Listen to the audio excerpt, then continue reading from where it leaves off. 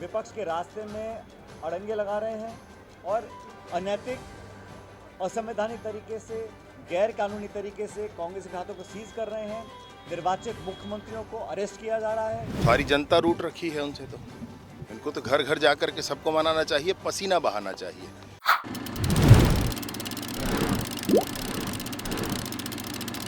अंदरूनी कलह से जूझ रही कांग्रेस पार्टी में रूठों को मनाने वरिष्ठ नेता उनके घर जाएंगे। साथ ही कांग्रेस ने लोकसभा के पहले घरों घरों महिलाओं से नारी न्याय गारंटी का फॉर्म भरवाने की रणनीति बनाई है।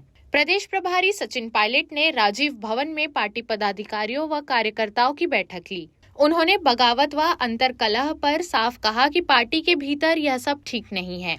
वरिष्ठ नेताओं को आगे आकर इसे रोकना होगा।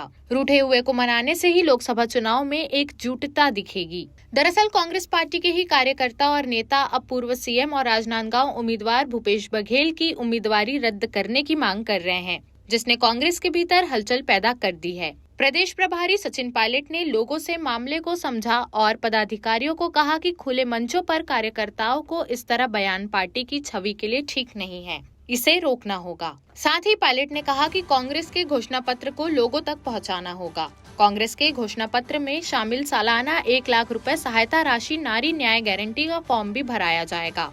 पदाधिकारियों को निर्देशित करते हुए पायलट ने कहा कि सभी 11 लोकसभा क्षेत्रों में महिलाओं से नारी न्याय गारंटी का फॉर्म भराया जाए। कांग्रेस ने इस योजना के तहत महिलाओं को 1 लाख रुपए सालाना देने का वादा किया है।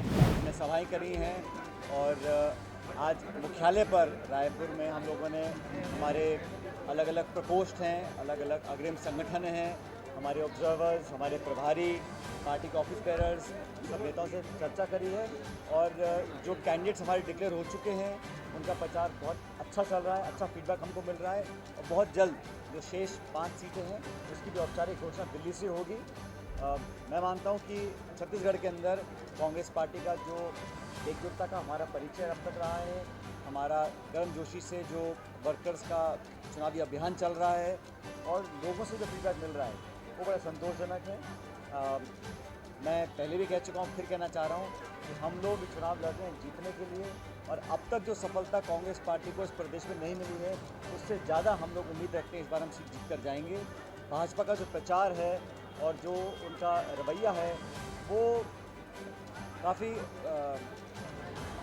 अति आत्मविश्वास का है, लेकिन उनका धरातल पे जो रिपोर्ट कार्ड है वो जस्टिफाई नहीं करता जो उनको बहुमत मिलता है। इस बार भी जो बीजेपी की सरकार दिल्ली में कर रही है, हमारे खातों को सीज किया गया है, हमारे पैसों को रोकने की कोशिश की जा रही है ताकि कांग्रेस पार्टी प्रभावी चुनाव ना लड़ सके।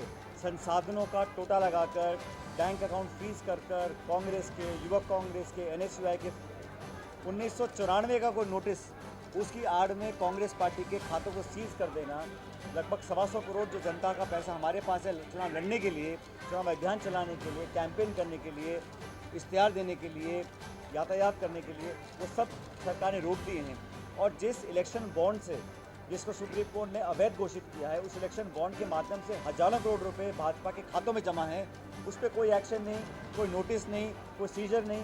तो ये एक लेवल प्लेइंग फील्ड नहीं बन रही है।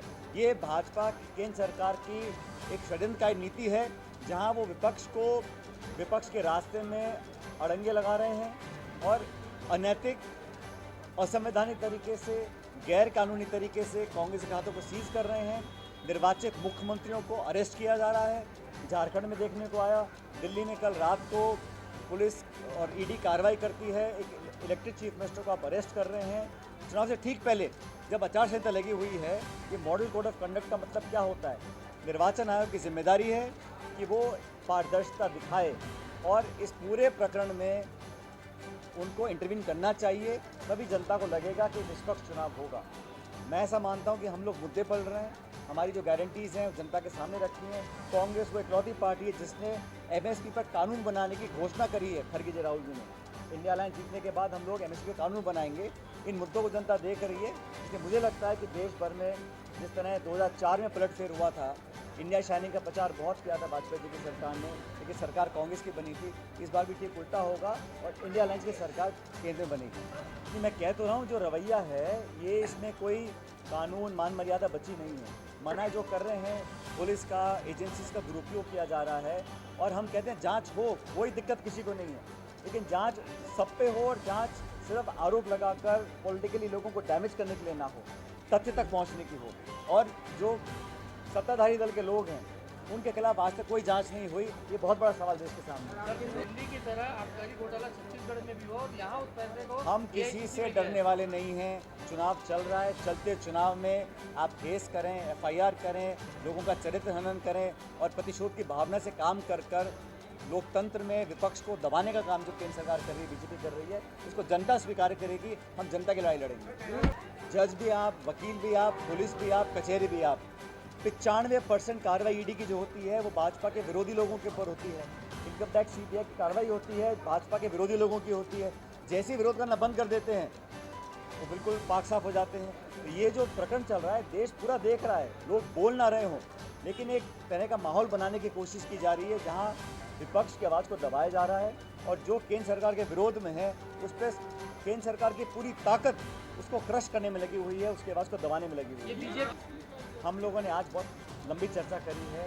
हम लोग फॉर्म्स भरवाएंगे, हम लोग लोगों को सूचित करेंगे और गरीब परिवार की महिलाओं को लाख रुपए साल का देने का कांग्रेस पार्टी का एक घोषणा पत्र में हमने वादा किया है और कांग्रेस जो वादा करती है वो पूरा करती है। ये जुमले और वैसी गारंटी नहीं है जो सिर्फ बोलने की है। 2 करोड़ रोजगार, किसान की आमदनी दुगनी करना, 15 लाख खाते में, कोई वादा पूरा नहीं हुआ। हम लोग जो कहते हैं वो करेंगे और हमारे घोषणा पत्र में जो लिखा गया है उसको 100% हमारी सरकार बनने के बाद हम लागू करेंगे। वहीं प्रदेश के डिप्टी CM विजय शर्मा ने पायलट के रूठों को मनाने वाली बात पर कहा, सारी जनता रूठ रखी है उनसे, तो इनको तो घर घर जा कर के सबको मनाना चाहिए, पसीना बहाना चाहिए। पुराना कल्चर उनके इसका है, उस आधार पर तो उनकी नियति इस जनता ने कैसे निर्धारित कर दी है सबको स्पष्ट है। ये सचिन पायलट कल यहाँ पर थे, बैठकों का दौर चला। एक फैसला लिया गया है कि जो नारी वंदन योजना चलाएंगे, 1 लाख महिलाओं से फॉर्म भरेंगे। मसला विश्वसनीयता का है। पिछली बार भी विधानसभा में भी इनकी घोषणाएं भाजपा से अधिक थी, परंतु माताओं ने, बहनों ने नहीं माना उस विषय को। अब भी विषय ये है कि सरकार बन रही है क्या केंद्र में, विश्वसनीयता बड़ी बात है। मोदी जी के जो काम हैं वो सबको स्पष्ट है भैया। देश पहले कोई कन्फ्यूजन हुआ करता था, आज इन 10 वर्षों के बाद, काम के बाद तो सब कुछ स्पष्ट है सबको कि देश कैसा चाहिए है, कैसे ताकतवर देश बन सकता है। जनता को स्पष्ट है इस मामले में। तय ही नहीं कर पा रहा है कौन होगा प्रत्याशी कांग्रेस का। कन्फ्यूजन की स्थिति है, जल्दी तय करना चाहिए, परंतु वहाँ पो है वहाँ पर। जैसे सचिन पायलट नहीं लड़ना चाहते थे, चुनाव यहाँ आ गए हैं, वैसे ही वहाँ पर भी स्थिति है। कुछ लोग हैं जो उनको कहा जा रहा है वो लड़ना नहीं चाह रहे हैं, वो अलग हट जा रहे हैं। ये बीजेपी भी शक्ति प्रदर्शन करने जा रही है 27 तारीख को, तमाम बड़े लोग रहेंगे नामांकन दाखिल कराने। हाँ, उस दिन सभी प्रमुख लोग वहाँ रहेंगे। शक्ति प्रदर्शन क्या है, हमारे कार्यकर्ता जो चुनाव लड़ रहे हैं उनके समर्थन में सबका जाना है। देश प्रदेश की सभी बड़ी खबरों से जुड़े रहने के लिए हमारे YouTube चैनल को लाइक, शेयर और सब्सक्राइब करना ना भूलें। साथ ही लेटेस्ट खबरों के लिए बेल आइकन को प्रेस